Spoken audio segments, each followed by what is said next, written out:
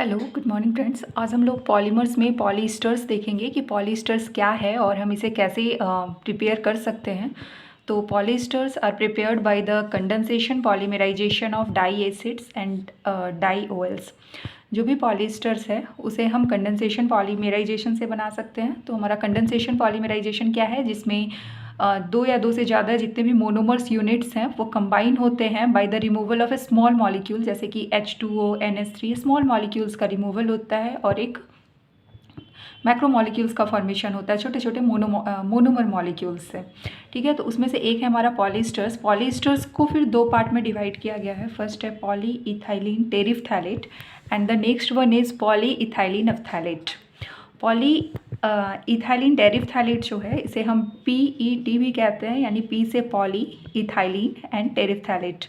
इसका और भी कई नाम है, जैसे कि हम इसे टेरिलीन भी बोलते हैं, साथ ही डैक्रॉन या माइलर। इससे क्वेश्चंस पूछा जाता है कि टेरिलीन जो है उसमें मोनोमर यूनिट हमारा क्या होगा, तो उसमें मोनोमर यूनिट हमारा हो जाएगा इथिलीन ग्लाइकोल। ये इथाइलिन ग्लाइकोल जो हमारा फर्स्ट मोनोमर यूनिट है वो दोनों टाइप के पॉलीस्टर्स में प्रेजेंट होगा, यानी कि वो हमारा पॉली इथाइलिन टेरिफ्थैलेट में जो फर्स्ट मोनोमर है वो इथाइलिन ग्लाइकोल होगा एंड पॉली इथाइलिन एफ्थैलेट यानी जो क्लिप्टल पॉलीस्टर्स है उसमें भी फर्स्ट मॉलिक्यूल मोनोमर का वो इथाइलिन ग्लाइकोल होगा। अगर हम सेकेंड यूनिट देखें पॉली इथाइलिन टेरिफ्थैलेट में, तो जो सेकेंड यूनिट है इसके नाम से ही पता चल रहा है टेरिफ्थैलेट है, जिसका नाम है टेरिलीन, यानी कि इसमें हमारा जो सेकेंड यूनिट है वो हो जाएगा टेरिफ्थैलिक एसिड।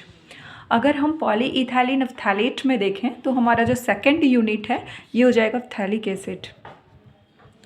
तो ये जो हमारा पॉली इथाइलिन टेरिफ्थैलेट है वो इसके कंडेंसेशन पॉलीमराइजेशन से बनेगा इथाइलिन ग्लाइकोल और टेरिफ्थैलिक एसिड। ठीक है, अब हम देखेंगे कि हम उसे कैसे प्रिपेयर कर सकते हैं, कौन से कैटलिस्ट यूज़ करेंगे और कौन कौन और कितना टेम्परेचर होना चाहिए, साथ ही प्रेशर क्या होना चाहिए। ठीक है, अब हम देखते हैं कि जो पॉली इथाइलिन टेरिफ्थैलेट है उसे हम कैसे बनाएंगे, जिसे हम टेरिलीन भी कहते हैं, डैक्रॉन एंड माइलर भी कहते हैं।